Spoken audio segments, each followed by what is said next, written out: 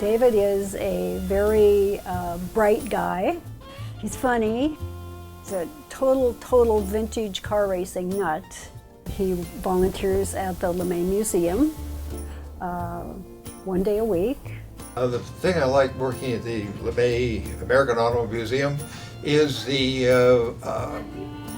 number one, the cars, but almost more importantly is the people that are there. It's like a big family. When I first met David, I wasn't too sure because a mutual friend arranged our meeting and he was late.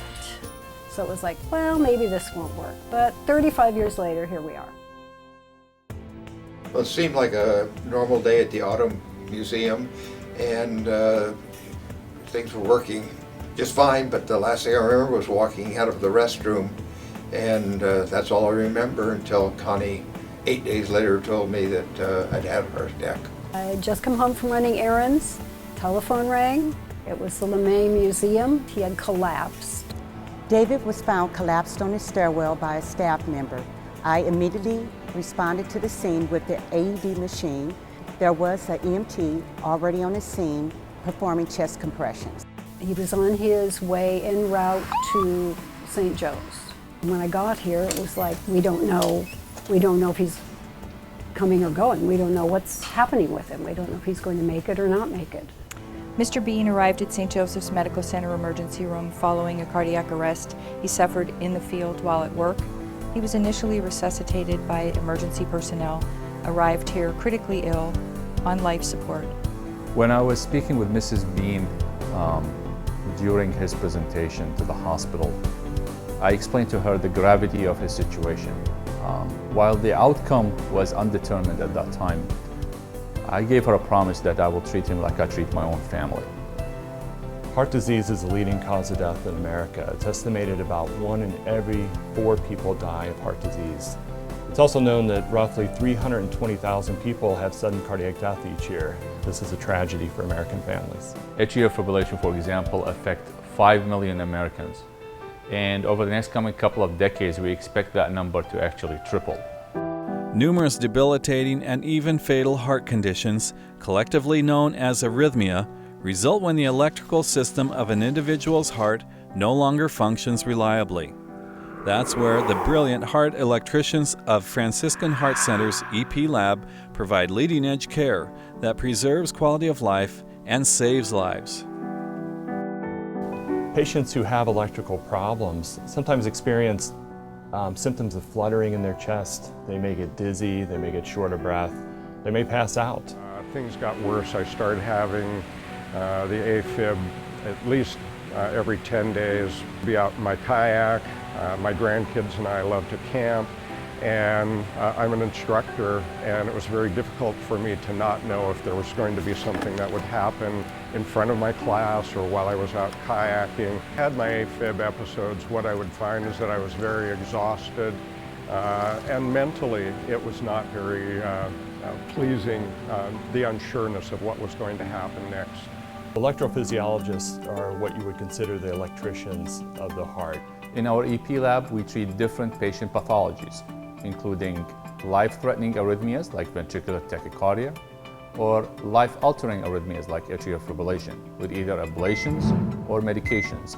Sometimes the patient may need a device intervention, like placement of a pacemaker or a defibrillator. The vision of CHI Franciscan Health is to be the premier health system for the Pacific Northwest. It's important to have this technology and this electrophysiological care in the South Puget Sound for our community. For us, living in Olympia, it was wonderful to be able to come to Tacoma for the care we needed. We bring the patient care to you, the most recent advancement in medical care, the team approach, as well as our most founding principle, which is caring about you. Mr. Bean underwent the implantation of a cardiac defibrillator.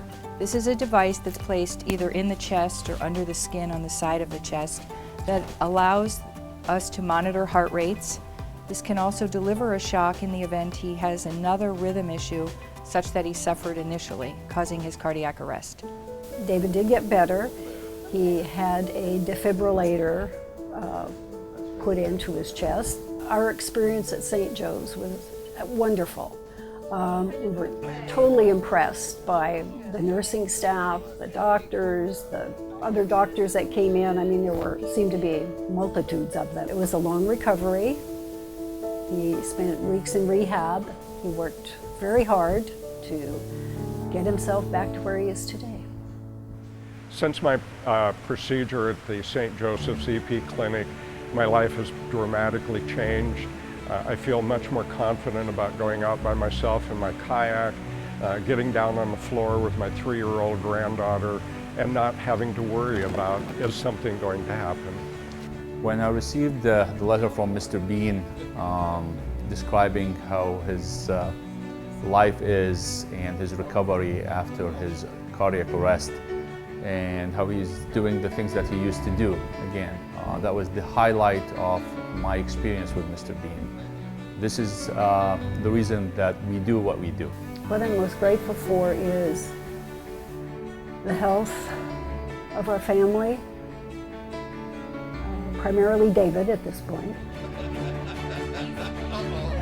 The feelings you get is, number one, the happiness of being whole. A lot of times we take life for granted and go along with that.